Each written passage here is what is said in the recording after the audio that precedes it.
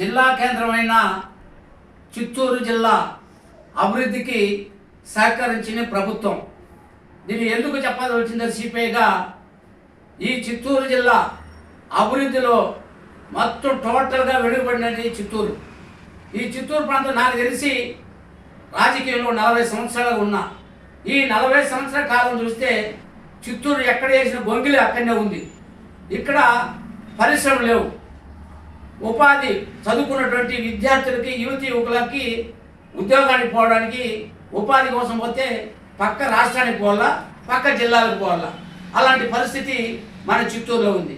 ఈ చిత్తూరు విభజన సందర్భంగా గతంలో ఏదైతే విభజన చేశారో, ఇవి ఒక పక్క తిరుపతి జిల్లా, రెండవ పక్క అన్నమయ్య జిల్లా, మన చిత్తూరు జిల్లా 3గా ఏర్పడింది.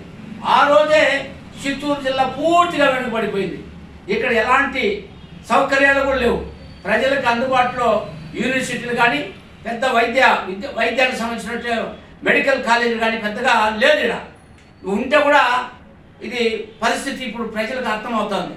దానివల్లనే ఇక్కడ ప్రభుత్వ మెడికల్ కాలేజీలు నిర్మించాలనేది, యూనివర్సిటీ నిర్మించాలని మేము సిపిఐగా డిమాండ్ చేస్తున్నాం.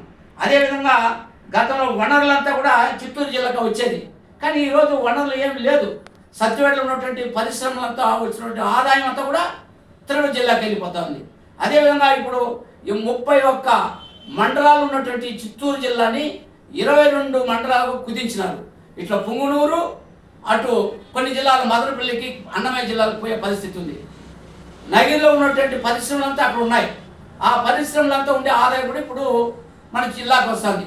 కానీ ఇప్పుడు అక్కడి నుంచి తిరుపతి జిల్లాకు పోవడం వల్ల నగిరి నుంచి ఇక్కడ పూర్తిగా శూన్యం. ఈ జిల్లా అభివృద్ధి పరిస్థితి చాలా దారుణంగా ఉంది.